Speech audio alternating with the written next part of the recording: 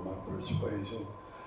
I don't know, it was hard to get a book by Allen Ginsberg. You had to send away to the Bob Marshall bookstore in Ann Arbor and get it through the mail, or Lawrence Ferlinghetti or Gregory Corso. None of that stuff was widely available, but I was like kids are today with the internet searches. I was looking in the streets and stores and everything for these things, and records by Miles Davis, John Coltrane, Sonny Rollins, Roland Kirk, people like this. And I worked in a record shop in downtown Flint. They called it the Hatfield Musical Tent Record Shop. And it was in the basement. It was at Second and Saginaw underneath the Hatfield Jewelers. Oh man, that was my dream job. And I worked there, and I managed the jazz department, and I met a guy who managed the Hit Records 45 department named Ezra Artis. And I see Ezra once in a while at the Detroit International Jazz Festival. One day I was performing there, and I looked up, and there's this guy who was 40 years ago. I had, whoa! And yeah, so we became friends, and he lived on the south side, and I met quite a few people on the south side. And then also being in the jazz department of this record shop, I prided myself on having all the hip records on Blue Note, Prestige, Riverside, Savoy, all the latest stuff. So all the hip jazz listeners from the north end of Flint, they would have to come to our record shop to get the sides that they wanted. And I got to know quite a few guys like that. And then they would invite me to hang out and come to their place, get high, stuff like that. Yeah. This is what I'm looking for, bro. Send me right over, you know? And then they had a play when I first went away to college, and then I got turned on to this beatnik poetry, and they were starting this craze of coffee houses.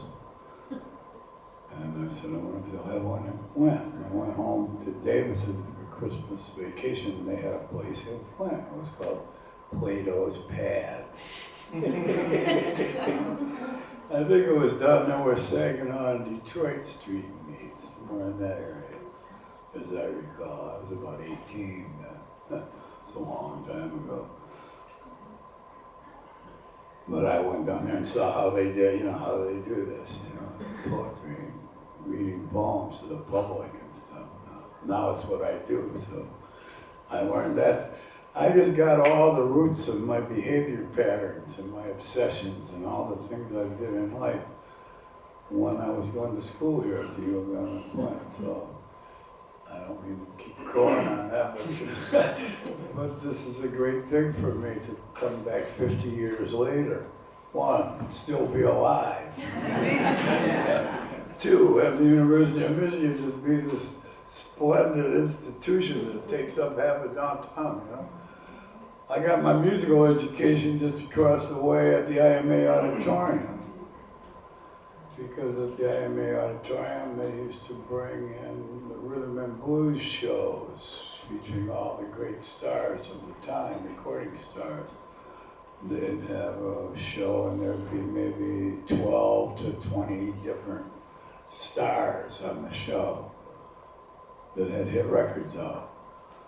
And they would have one band, and they would have the charts for all these tunes, and the Moon Glows would come out, and they'd do their 3 biggest numbers, and they'd take them off, and then, I don't know, the Chantels would sing Maybe, I Love You So, and then they'd have somebody like Bo Diddley, they'd have Chuck Berry, Jerry Lee Lewis, all of these characters on the show. I saw one show at the IMA Auditorium, the Big Beat Show of 1958. It was probably the high point of my listening career. It was a show that was so hip that it opened with Screaming Jay Hawkins climbing out of his coffin.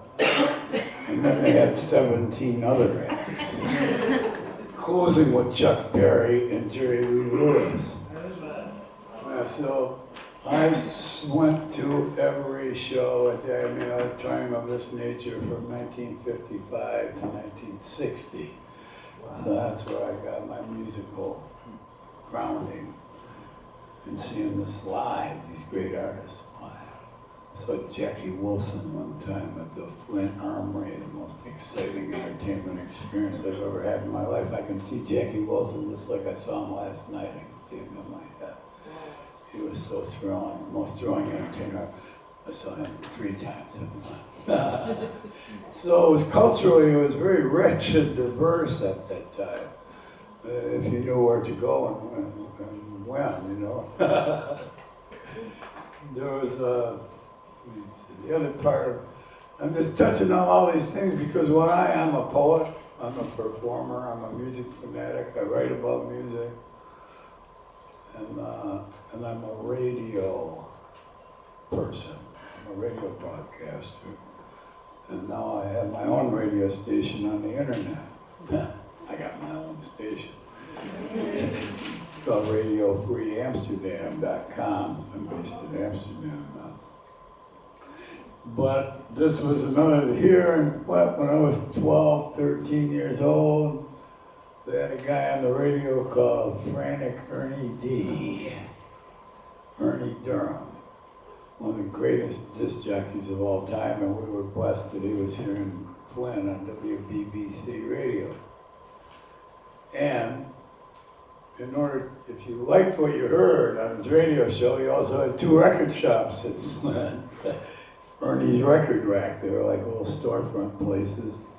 One was at 943 Lee Street near Industrial, and the other was at, I forget the numbers, but it was on St. John Street near the corner of Easy. When I was a kid, 12, 13, 14, my dad worked for Buick, and I used to get like a $2 allowance every Friday for mowing the lawn and washing the car and raking the leaves and all the stuff I had to do as a little kid. And I got a $2 allowance. And every Friday morning I give my dad a list of about 10 tunes that were out. And on his lunch hour on Hamilton, and what's the other street, I can't remember. But he would go down to 943 Lee Street and stop in and say hi to Mrs. Durham and buy 2 records for me and bring them home to Davison. That was the foundation of my record collection, which swelled considerably when I worked for the Hatfield Record Shop. And I'm afraid I took home many more records than my meager pay. I guess the statute of limitations has run out 50 years later. I can confess that, but if a jazz record came out that I wanted and they didn't have it, I would special order it for myself.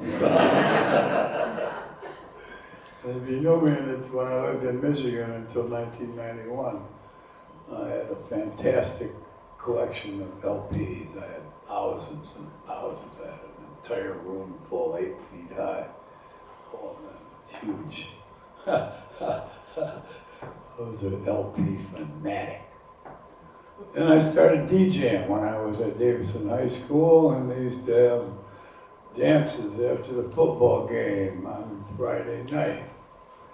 And somehow I wormed my way into a position where I could play the records at these hops.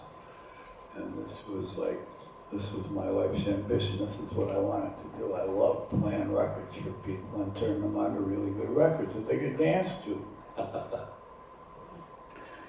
So I started that, this is all fertile ground for me. I'm deeply rooted in this geography here.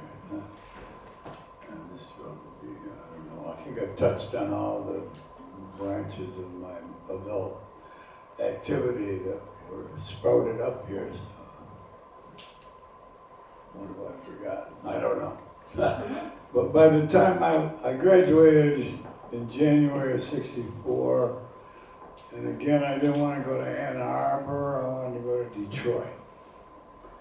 because it was the urban environment. And so I enrolled at Wayne State University in graduate school, and I took a master's course in American literature. And within a year, I was thinking about this as I was contemplating this event. And I thought, all the things that I became in life, and wow, well, of course, it all started here. I was really, by the time I went to Detroit in '64, I was very deeply rooted in the things that I wanted to be rooted in. Jazz, poetry, marijuana. Those were my basic goals as today. I'm happy to say. And within a year after I moved to Detroit to go to graduate school, I started writing and publishing regularly my poetry and also music writings about music, which I started here at the Word newspaper. And I started performing my poetry with musical accompaniment, which is my contribution to the art form. That's what I do with jazz and blues. I merged with other people and founded this great organization, which next year will celebrate its 50th anniversary, the Detroit Artist Workshop. We were like the seedbed of contemporary arts in Detroit that are starting years and years later to really bloom now. I suffered my first bust for marijuana activity, got my first sentence of probation, founded the Detroit chapter of a group called WEMAR, Legalized Marijuana, and became an activist while on probation.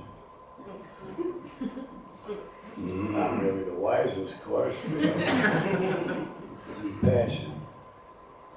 Oh yeah, and before I left Flint, while I was still a student here, one night in Detroit in October of 1963, I had my first psychedelic experience with peyote. And this was a turning point for me in my